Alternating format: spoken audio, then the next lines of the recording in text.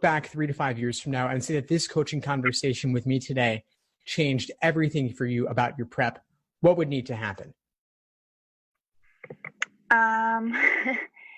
My score would need to increase and I would need to get my dream score. So what is your dream score and where are you right now? 170. Okay. I took a real LSAT test in November and that was 156. But the practices I've been taking, I'm ranging between 158, 163. I'm kind of getting between that. So I haven't hit like 165 yet. Okay. And what do you think is the biggest thing holding you back right now? For sure, I'm really okay with logic games. I feel like there's a lot of room for improvement in logical reasoning, especially because it's 2 sections. So I feel like if I can get that figured out, my score can really bump up a lot. Sure. So in logical reasoning, what's giving you trouble? Are there certain question types or your approach to the section? What do you think it is? I honestly don't know. I tried to track and see like which questions exactly I get wrong. But it seems like it varies a lot. I do have some questions that I'm not easily, or I don't find really easy. Like inference questions are not my favorite, parallel reasoning, stuff like that.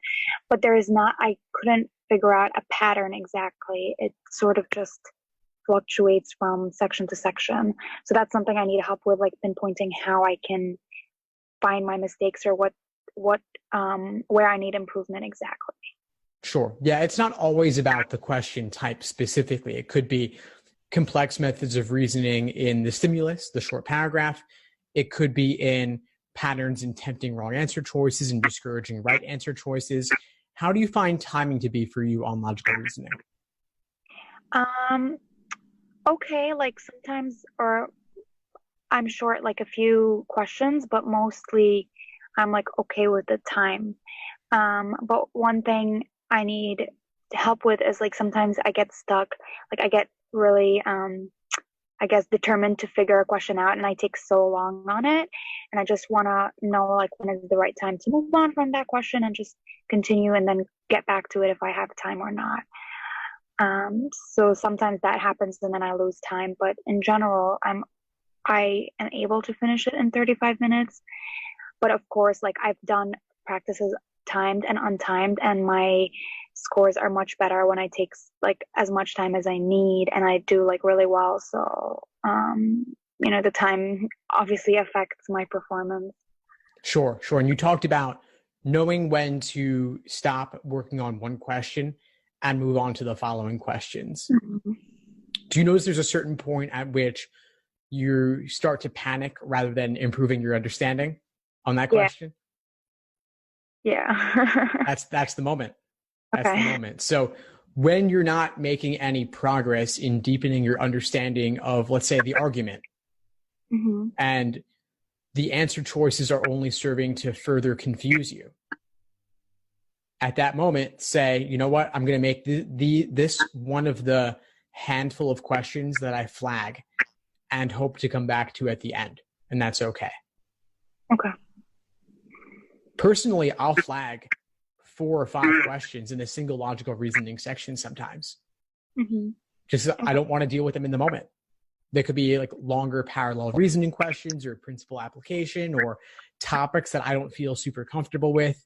Those are the ones that I say, I'm going to leave these aside. And the digital LSAT even has a flagging tool on it to make it easy to see those particular questions. You skip them, come back at the end. Do you select an answer choice just in case you weren't able to come back to them? Personally, I probably don't, but that's because I feel comfortable that I'll finish the section. I'll get to the end and have time to go back. Okay. I'm working at a really fast pace on the easier questions so that I have a time bank built up of close to 5 minutes. Mm-hmm. So like those first 10 questions, I'm doing them typically in 10 minutes or less. Okay. Because there's that general order of difficulty. Okay. But if understanding does not improve with further work on the question, just skip it. Okay. That makes sense. You also talked about being down to two choices in logical reasoning, right? Do you want to share more on that? Yeah, it seems like a lot of the times I'm like down to two and then I pick the wrong one. Um, or like I see like two choices and I'm like neither of them make sense or both really make sense and I don't see a difference between the two and I get really stuck. So is there a way, to just try to figure out which one is I mean, it's usually the tempting choice that I'm narrowed down and the right answer, and then I just don't seem to lean more towards the right one than the wrong one. Sure, sure. There are definitely are tempting wrong answers, and so you really do want to be sure, especially on logical reasoning, to go through all five choices. Even if you feel good about choice A, still go through the rest. Okay. They are really good at making tempting wrong answers, specifically with necessary assumption and sufficient assumption questions. So, for example, a lot of times they'll make the tempting wrong answer to a necessary question a sufficient assumption because people like strong language. They gravitate towards it predictably. And LSAC takes advantage of this. So be aware of that. Okay. You also want to tend towards certain types of choices in certain question types. Like for inference questions, you want to gravitate towards more moderate language, choices containing more moderate wording, like some or maybe or sometimes or not all. Okay. As opposed to extreme language like always, never, all, any. More moderate is more likely to have been supported by the stimulus than more extreme language would be. On the flip side, question types like strengthen and weaken, strong language is perfectly fine. It could be as strong as you want as long as it gets the job done. Okay. So you want to have certain tendencies based on the question type. Okay. Like what I do right now is whenever I have a spreadsheet where I put all my incorrect answers or the ones that I was like guessing on. And, I write the type of the question and like my thought process, what was wrong, things like that. I don't know how to use that. Like I always go through and when I look at the answer choices, I understand why it's wrong, but then I'm not improving, I feel like I'm not learning anything from that, even though I do an analysis, I review each and every wrong question. So I don't know. I feel like I've reached the max, but I feel like, I don't know. One thing you could do is do you ever redo the questions you've gotten wrong in the past? Not like intentionally, like probably maybe I did a section like more than once because I've been like studying for a long time, but I don't like say that, oh, I'm gonna redo this. I knew I did this wrong and then I'm gonna take it again. I don't know. One thing you could do is, let's say 2 weeks later, 2 weeks, every 2 weeks, you come back to this list and you redo all the questions you've done that you haven't yet redone. Okay. So maybe if right now you have a lot you could redo because you haven't redone any of them intentionally yet. So you might have 30 or 50 or whatever it is, and you could have a day where you just sit down and redo all of them and see, do you get them all correct again? Do you get them all correct this time, I mean? And if you don't, and there are some that you got wrong a second time, even though you reviewed them, those are really worth reviewing in even more depth to avoid making the same mistakes, because those are where your mistakes lie. Those are the types of questions that you are uniquely prone to making mistakes on. Okay. And the LSAT does repeat itself. So there's value to be gained from further analyzing those. Okay. And then I'd also want to think about how deep is your review process. Like you talked about tracking it, and you said it's a spreadsheet, right? So how much are you writing down about your thought process related to the stimulus or the answer choices? So I have like two columns. One is for like what was the mistake I did, and then the other one was like what was the wrong choice that I picked. Like, was it, an extreme choice, but I still thought it was correct, like things like that. And then I sort of explain what, like, like write things like, oh, I was rushed because I was running out of time, or like I did not really like think deep into the stimulus and I just, picked and dropped or something like that. So there's that. Like sometimes I feel like I don't know if I should go through the questions and like write my thought process on each answer choice, or like why I think each answer. I don't know if like that's a waste of time. It might take a long time. Just don't know what to do at this point with LR other than practice regularly. Well, you don't need to go through all 5 choices and explain all of them, because I'm sure that you're eliminating a few of them as being ridiculous off the bat. So you have the tempting one and you have the correct one, and it's typically probably 2 choices to look at. Then you also might want to talk about the stimulus as well. If there was something confusing about the stimulus, maybe it was finding the conclusion or the subconclusion or the evidence or the filler, or confusing conditional indicators like unless. Mm-hmm. Or the topic. There could be a variety of things that make a question difficult just in the stimulus alone. So you might want to have another column just for analyzing the stimulus and logical reasoning. Okay. And you might want to have yet another one if the question stem was worded in a confusing, unfamiliar way. In the older exams, it was a lot more regular, but in the exams in the 50s and 60s and up, that's when it started to get a lot more creative with the question stem wording. And it can be an extra step just to figure out what they're even asking you. Because there aren't really any new question types, but there are new ways to refer to old question types. And that could sometimes be the problem. And maybe the problem is that you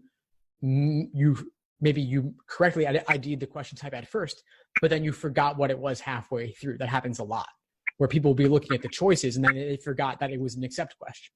Yeah. Or they forgot which assumption question it was, necessary or sufficient.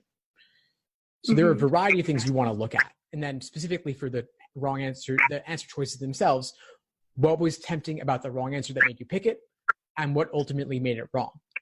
And what was discouraging about the right answer that pushed you away from it, and what ultimately made it correct for those columns? Okay. Do you recommend, so like there's a lot of like notes and lessons like that I, did in the past, like, oh, okay, for necessary assumption, you look for like not extreme answers or no, for extreme, is it extreme? The necessary is the more moderate. Yes, so necessary more moderate, and then sufficient maybe more extreme, or like some notes like that and steps on how to approach each question type. Do you recommend like studying that or like looking at that when I'm solving, or should I just like, do you think that would sort of help with the Yeah, it's like training wheels. Yeah, so like you could use it for now. If you're a little bit rusty and not 100% certain on what the process is for each type, then yeah, have a little cheat sheet next to you as you're working through those questions by type. But at a certain point, once you're starting to do individual timed sections and then full length exams, you've got to remove the training wheels, put the cheat sheet aside, and just trust in your understanding of the types, and having done it a lot through the repetition, it'll become automatic. Okay, and like I asked you this before, but what do you recommend on the practice tests? Because I do, like, I've been studying for so long, and like I usually try to take at least a practice test once every 1 week or 2 weeks, a full one. But I feel like I'm running out of material, but I am taking the October test, so I have like probably like 4 or 5 weeks left, 5 to 6 weeks left. So do you recommend like doing the newer ones? I think the latest that I've done was the November. I redid the one that I took in November, but I haven't done anything after that. So if any of those are released, like, do you recommend starting to do them now, or should I wait like till like October, or what do you suggest? Yeah, well, you have a couple that have been released since then, right? You have 87 from June. I believe December was 86, right? So you've got a couple there. And then you have anything else from the 70s and 80s, potentially. Mm-hmm. Do you have other ones from 60s, 70s, 80s that are untouched? The problem is, like, I'm a little rusty on, what exact, like I wasn't very great at tracking. Like I have been tracking now, but I feel like I probably took most of them, or like at least did them, like not a full test, but at least did parts of the sections. And I always worry that if I take a test, like, oh, I look through it a little bit and the material doesn't seem familiar, but I'm like, what if I take it and, my score is high just because I did that test already or something like that. So I mean, I can try to find ones that I don't think I did, but like, do you think that it's not helpful if I took it like months ago? Because probably like I would have taken it like last summer or like last fall. It's far enough back that I wouldn't worry too much about it. And if you have seen it before, yes, it's possible that your score will be slightly inflated. That does happen, but remember, the value of doing these exams is not so much simply to measure yourself as it is to have the experience of a full-length 5-section 3+ hour sitting, doing the material, working on your pacing, working on your endurance. And we know that you have at least a couple, the most recent one since your last test last year, to do as fresh new material. Mm-hmm. You really, and with the exam only about a month away or so, you only need, if you're doing 1 exam a week, about 5 exams, 2 exams a week, maybe 10 exams. So maybe a couple will be totally fresh. You could save those to be the last ones you do. Like you could do 87 the week before. Okay. You could do 86 2 weeks before, maybe. Yeah. You recommend more than 1 a week, or is that?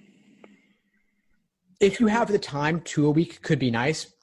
But how many have you done? How many have you done in recent weeks? I haven't taken one in 2 weeks. So I've done like 3 2 weeks ago. Like, does that make sense? Yeah. Yeah. And what's your schedule like these days? Are you working? Are you in school? So yeah, I work 9 to 5-ish or 9 to 6. So what I do is I study during my lunches and after work for a couple hours. So I want to say like I do 3 to 4 hours a day, or I try to do 3 to 4 hours a day, Monday to Thursday, and I take Friday off, and then I do a test, or like if I'm doing a test that week, I would do that on Saturday, and then review the test on Sunday and do some more studying on Sunday as well, like about 4 to 6 hours on Sunday. That sounds pretty reasonable. I would say that probably 1 exam a week will be enough for you. And during the rest of the week, you could do individual sections. You could do, for like mini sittings, you could do maybe like 2 sections back to back on a Friday or a weeknight, or even 3 back to back, which will be like a partial simulation of test day. Okay. That would be enough for you. And just try to find if there's any exams at all from the past 10 plus years, or 10 years or so, that you haven't done. You could do those. Okay. Just search through everything from the 50s and up just to find a handful of exams that you haven't touched at all. Mm-hmm. Okay, for sure. Yeah, I'm going to do that, set them aside, and then make the schedule for the next 5 weeks or so. Do you think it's reasonable to expect my score to raise up to a 170 in the amount of time I have left? It's possible. It's really hard to make predictions, but you never know when a single insight can change everything about your prep. It's not gradual. Increases are not gradual. They're much more often sudden for inexplicable reasons sometimes. But if you can crack something about your approach that was inefficient and find a better way, then yeah, everything could change. Okay. All right. What would you say is the biggest insight you got from our session today? I think the way approaching the analysis for the logical reasoning, I think, is helpful. I'm going to try to do more in-depth analysis and think about the stimulus and really write down my thoughts and review those. I think that might help me.